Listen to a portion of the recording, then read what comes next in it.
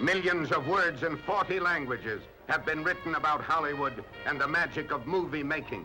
But one story never has found its way to the printed page. It remained for the silver screen itself to reveal this most fascinating chapter of them all.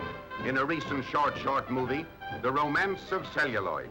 It traced the many intricate processes in the transformation of Dixie cotton into the celluloid strips upon which movie scenes are photographed.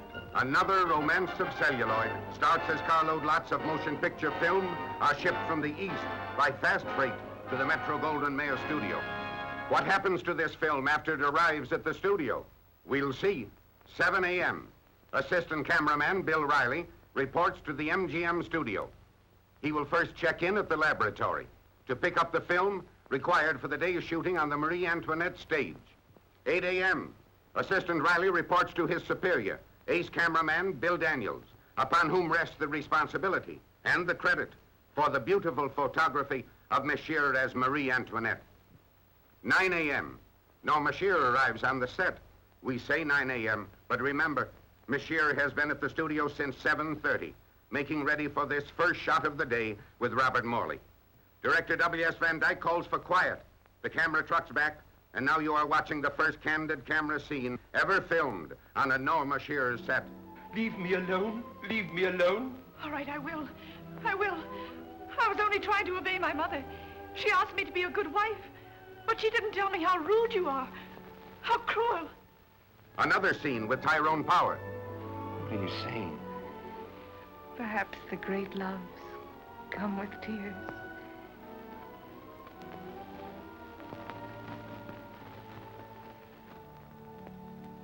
Now the laboratory is ready for action. This most modern laboratory in the world today must work nights, developing and printing the scenes photographed during the day.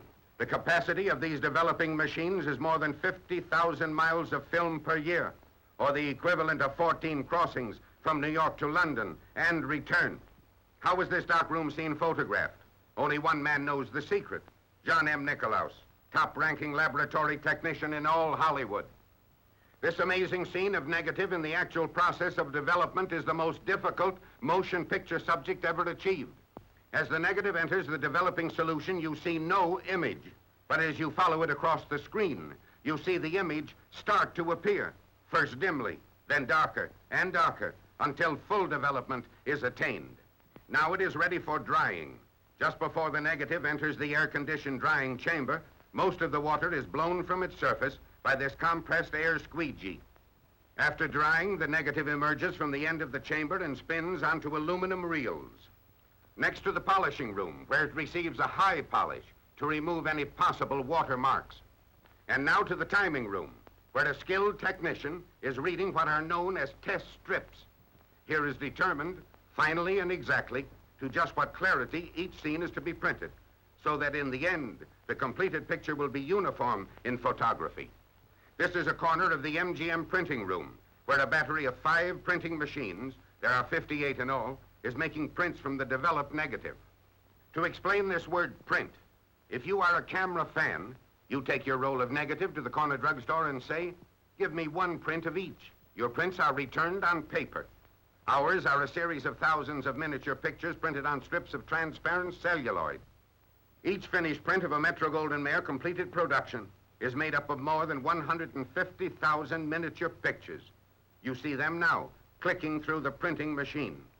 Intense light flashed through these tiny pictures, and then through a theater projection machine's powerful lenses, magnifies them 40,000 times to create the motion picture you see on the screen.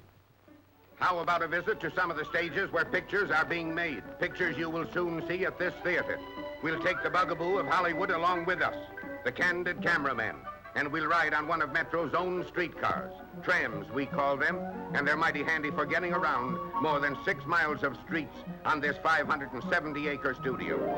Stage 29, where we meet director George Seitz and his crew, making ready to film a scene for the new Hardy family picture, Judge Hardy's Children.